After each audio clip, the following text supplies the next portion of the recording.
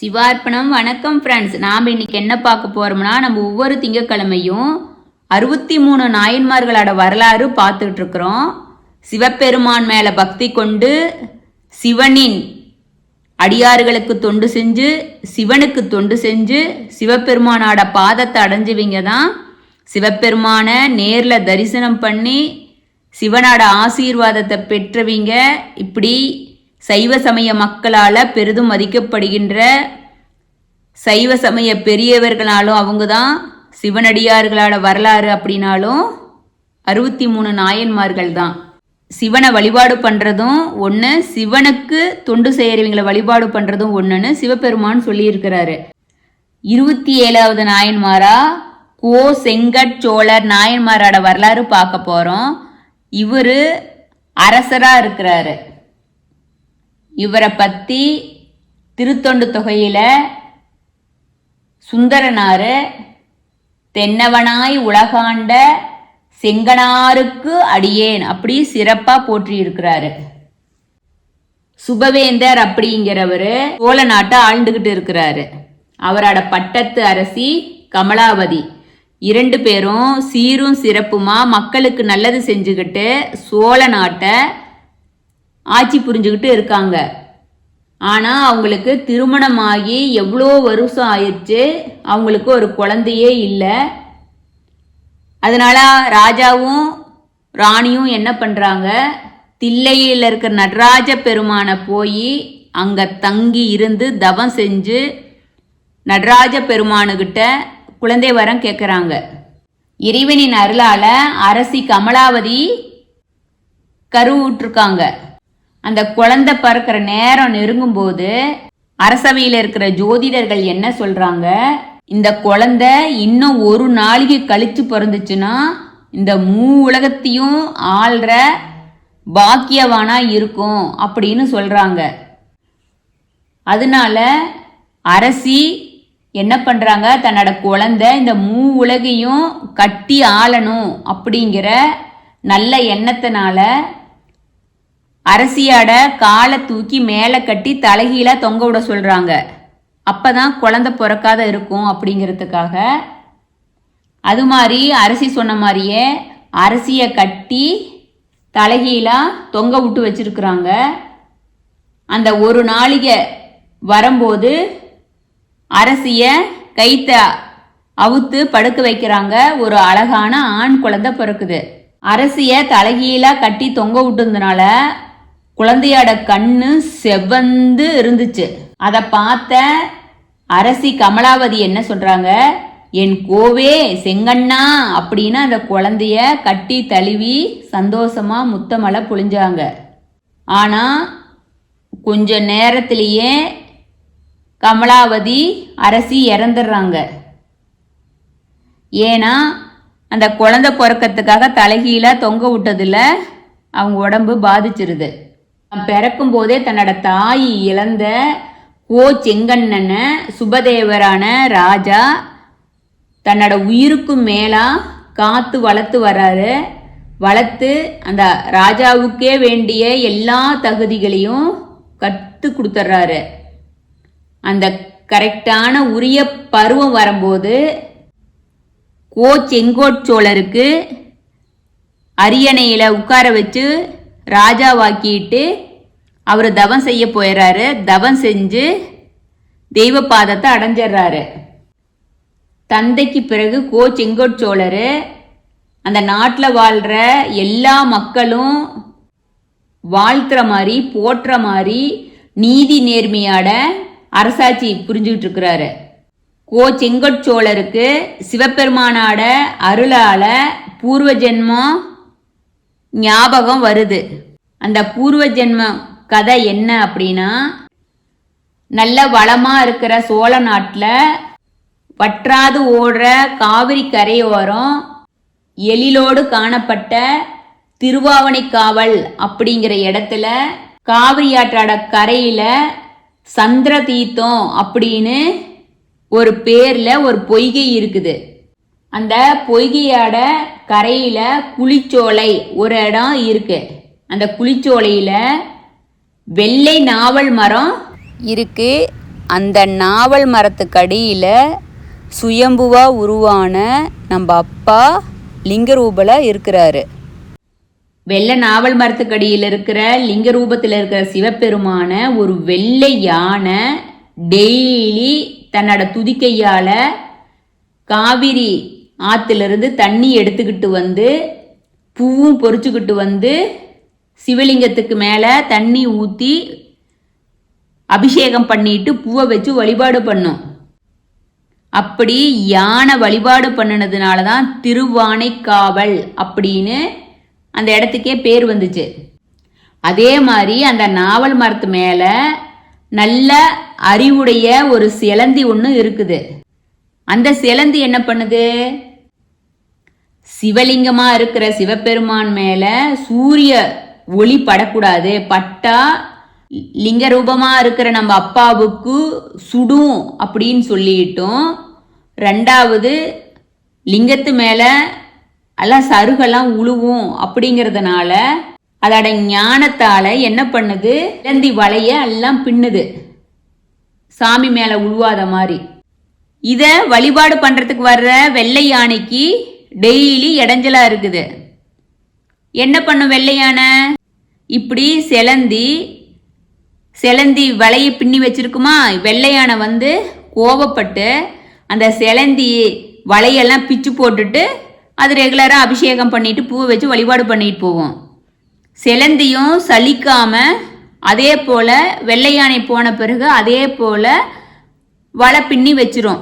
இப்படியே நடந்துகிட்டு இருக்குது. சிலந்திக்கு ஒரு நாள் கோவம் வருது, நம்ம ரெகுலராக இப்படி பண்ணிக்கிட்டே இருக்கிறோம், இந்த வெள்ளை யானை வந்து இப்படி சிலந்தி வலைய பிச்சு போட்டுருதே அப்படின்னு கோவப்பட்டு அந்த யானையை கொல்லணும்னு சொல்லிட்டு இந்த சிலந்தி போய் யானையோட தும்பிக்கைகளை பூந்துக்குது. பூந்ததையும் வெள்ளை யானை அந்த தும்பிக்கையிலிருந்து சிலந்தி வெளியில வரணுங்கிறதுக்கு அப்படி இப்படி என்னென்னமோ பண்ணது. அது உள்ள போனது, வெளியில வரல. அது கீழே அடிச்சு மேல அடிச்சதுல சிலந்தியும் செத்து போயிருது, வெள்ளை யானையும் செத்து போயிருது.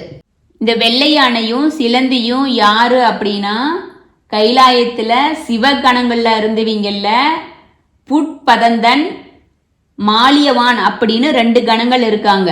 அந்த 2 கணங்கள்லயும் 2 பேர்த்துக்குமே சிவத்தொண்டு, நான் தான் நல்லா செஞ்சேன் நீ தான் நல்லா செஞ்சேன்னு அங்கேயும் அவங்களுக்கு ரொம்ப சண்டை வந்துக்கிட்டே இருக்கும். அப்படி 2 பேரும் கோபமாகவும் பொறாமையாகவும் ஒருத்தர் மேலே ஒருத்தர் சிவனை வழிபாடு பண்ணுறதுல சண்டை வந்து 2 பேரும் அடிச்சுக்கிட்டு செத்து போயிடுறாங்க. சிவகணங்கள்ல இருக்கிற புட்பதந்த மலியவான சிலந்தியா போற மாதிரி ஜபிக்கிறான். மலியவான புட்பந்தனை யானையாகிற மாதிரி 2 பேரும் சாபம் விட்டுக்கிறாங்க. இப்படி 2 பேருமே சாபம் விட்டதுனால தான் யானையாகவும் சிலந்தியாகவும் 2 பேரும் திருவாவணிக்காவல்ல இருந்து பிறந்தாங்க. இப்ப மறுபடியும் அவங்க 2 பேரும் சண்டை போட்டுட்டு செத்து போயிடுறாங்க. சிவபெருமானு கைலாயத்துல யானைக்கு சிவப்பதத்தை கொடுத்துட்றாரு. சிலந்திய சோழர் குலத்துல பிறந்து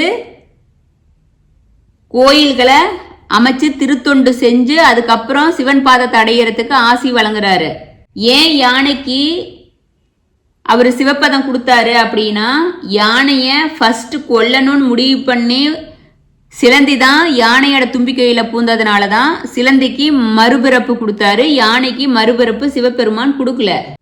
சிதம்பரத்துல சிவபெருமானை போய் வழிபாடு பண்ணி குழந்தை வரம் கேட்கும் போது அந்த சிலந்தியா இருந்த சிவகணத்தை தான் இவங்க வயிற்றுல கருவா சிவபெருமானு உருவாக்குனாரு.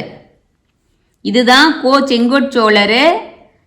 அவருக்கு சிவபெருமானு முற்பிறவி நினைவுகள் வருது. செங்கட்சோழர் நாயனாருக்கு பூர்வ ஜென்மம் தெரிஞ்சதையும் அவரு திருவாவணிக்காவல்ல ஒரு கோயில் கட்டுறாரு. எப்படின்னா, யானை ஏற முடியாத மாதிரி புக முடியாத மாதிரி மாட கோயில்களை தான் அவர் கட்டினாரு. அப்படி அவர் கட்டின முதல் மாட கோயில் திருவாவணிக்காவல் ஜம்புகேஸ்வர் கோயில். பஞ்சபூத தலத்துல நீர்த்தலமா இருக்கிற, நம்ம போய் சிவபெருமான் அப்பாவை வழிபாடு பண்ணும்போது சின்ன வழியில தான் உள்ள போகணும். ஆனா நமக்கெல்லாம் அப்ப தெரியல, யானை புகாத இருக்கிறதுக்காக தான் செங்கோட்சோழர் நாயனார் இப்படி கட்டியிருக்கிறாருன்னு இப்ப நம்ம இந்த புராணத்தை படிக்கும்போது நமக்கு தெரியுது. அப்படி செங்கோட்சோழர் நாயன்மாரு சோழ நாட்டில் பல இடங்கள்ல கோயில் கட்டினாரு. இவர் 70 கோயிலுக்கு மேல மாட கோயில்களா கட்டி இருக்கிறாரு அப்படின்னு சிறப்பு மிக்கதா இருக்கு, குறிப்பு இருக்கு. அப்படி அவர் கட்டின கோயிலுக்கு அன்னதானம் பண்றதுக்காகவும் செல்வம் வழங்கி இருக்கிறாரு. இவரோட புகழ் எல்லா திசையிலும் விளங்குச்சு. அவரு செங்கோல் தவறாம நீதி நெறி ஆட்சி புரிஞ்சாரு. அதுக்கப்புறம் அவரு சிதம்பரம் நடராஜ பெருமானை போய் தரிசனம் பண்ணி நம்ம அப்பா சிவபெருமான் பொன்னம்பலத்தே ஆடல் புரியும் நடராஜ பெருமான் திருவடியை வணங்கி அங்க தவம் புரிகிறாரு. அங்க இருக்கிற தில்லைவாழ் அந்தணர்களுக்கும் அவங்க தங்கறதுக்கு மாளிகைகளை கட்டி கொடுக்கறாரு. அது இல்லாத பல திருப்பணிகளை செஞ்சாரு செங்கட்சோழர் நாயனாரு. இப்படி கோயில்கள் கட்டியும் சிவனடியார்களுக்கு சிவத்தொண்டு செய்கிறவங்களுக்கு வேணும் பொன்னுதவி, எந்த உதவி வேணும்னாலும் அது மாதிரி செஞ்சு மக்களுக்கு ஒரு குறையும் இல்லாத ஆட்சி நடத்தி இப்படி புகழ்பெற்று விளங்கிய அரசராக இருந்து அவரு தில்லை நடராஜர் கோயிலையே சிவபெருமான் பாதத்துல அவர் அடைஞ்சிடறாரு. இவரோட குரு பூஜை மாசி மாதம் சதய நட்சத்திரத்துல அவர் அவதாரம் செஞ்சாரு. அவர் அவதாரம் செஞ்ச தலமான திருச்சி மாவட்டத்தில் இருக்கிற திருவாவணிக்காவல் ஜம்புகேஸ்வர் கோயில்ல மிக சிறப்பான வழிபாடு நடந்துகிட்டு இருக்கு.